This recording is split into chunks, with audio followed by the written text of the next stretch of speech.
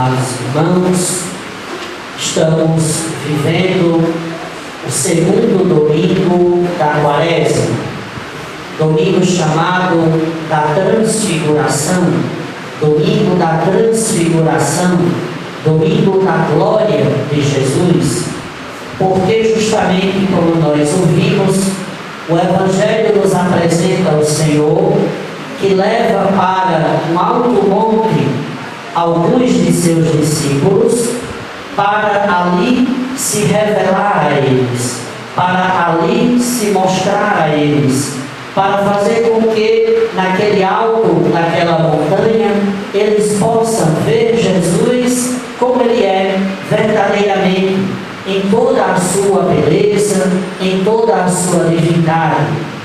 Mas, ao mesmo tempo, acontece algo que também fala muito forte para nós, que é o fato de que os discípulos se encantaram por aquele momento, se encantaram por ver aquela glória de Jesus e não queriam mais descer, não queriam mais voltar, queriam fazer tendas ali para ali ficarem com o Senhor, achando talvez que não precisariam mais retornar a todos os desafios, a todas as dificuldades que na vida lá embaixo certamente eles sabiam que encontrariam. E Jesus justamente faz algo com os discípulos, que é dizer a eles que não é a hora de ficar ali, eles devem descer. Aquele momento no monte era apenas um momento para reanimar-se, para tomar o ânimo, mas não era para ficar ali. Na verdade, cada um deveria descer para assumir aquilo que era a sua missão.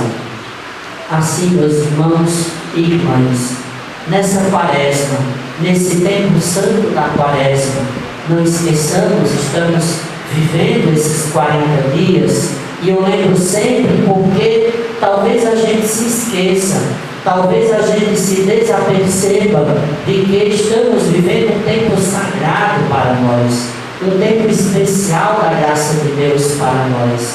E a Quaresma é esse tempo em que Jesus nos leva com Ele para esse monte, para se mostrar a nós. Neste tempo da Quaresma, Ele deseja que nós façamos uma experiência toda especial dele em nossa vida.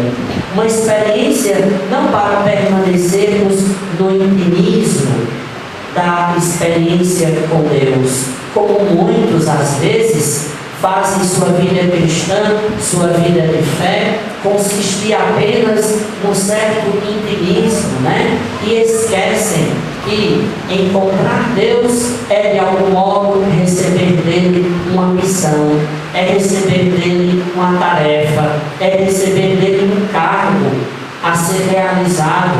E portanto, certamente, a transfiguração de Jesus fala para nós porque o Senhor deseja se revelar a nós, deseja visitar os nossos corações, mas para nos fazer viver melhor a nossa vida de cada dia, para assumirmos as nossas lutas, nossas dores, nossas dificuldades de cada dia, iluminados pela fé nele, iluminados por ele, pelo próprio Cristo.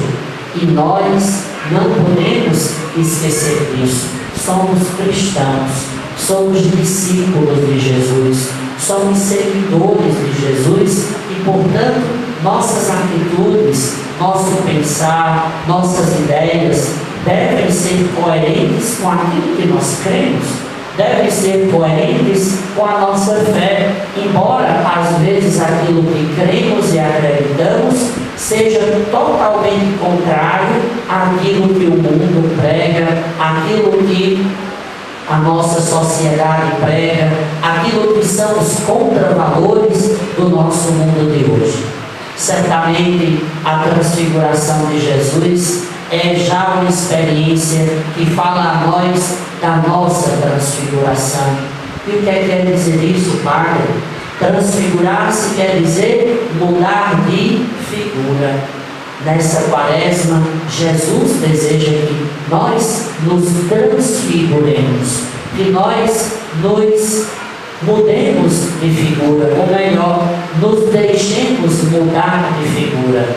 A figura do homem velho, a figura de nossos vícios, de nossas fraquezas, para a figura do homem novo, para essa novidade de Deus em cada um de nós. E é claro que não podemos deixar de acreditar nessa possibilidade que Deus dá a cada um de nós. A possibilidade de nos regenerarmos, a possibilidade de recomeçarmos, a possibilidade de retomarmos o caminho da nossa vida.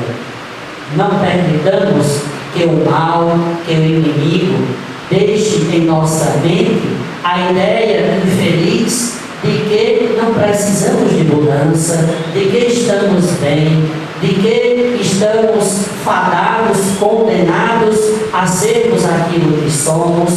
Não permitamos que o mal nos deixe encarcerados nessa ideia infeliz, mas ao contrário, acolhamos a ideia de Jesus, a palavra de Jesus que diz a nós que é possível sim a nossa transformação, que é possível sim a nossa conversão, que é possível sim a nossa transfiguração, a mudança de nossa figura. E todos nós precisamos fazer esse caminho, todos nós precisamos fazer esse processo de renovação interior. Aproveitemos esse tempo santo da quaresma, deixando que o Senhor, através do seu Espírito, faça essa obra em nós. Cada um já pode ir pensando: o que é que eu preciso mudar mais em mim? Ou melhor, o que é que em mim precisa ser mudado, precisa ser transformado, precisa ser repensado?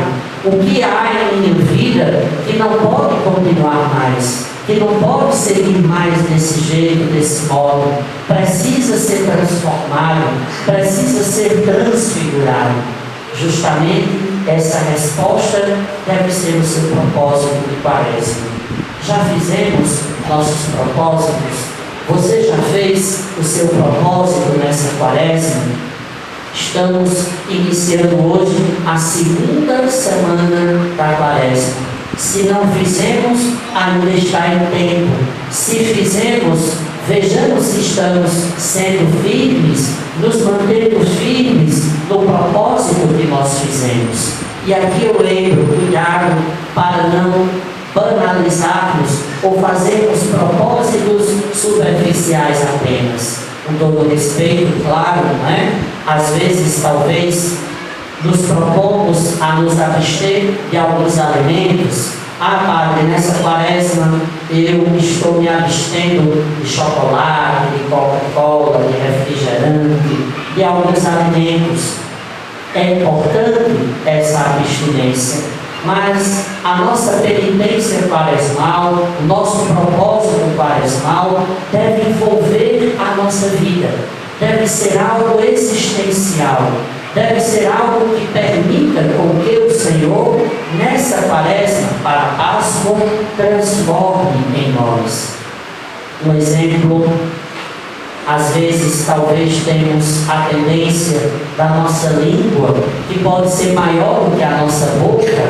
Então talvez o propósito melhor do que nos abster de chocolate é constatar que preciso educar a minha língua, preciso educar a minha mania de falar demais e nunca de mim, sempre dos outros, né? É o propósito quaresmal e é difícil. Controlar a nossa língua é difícil.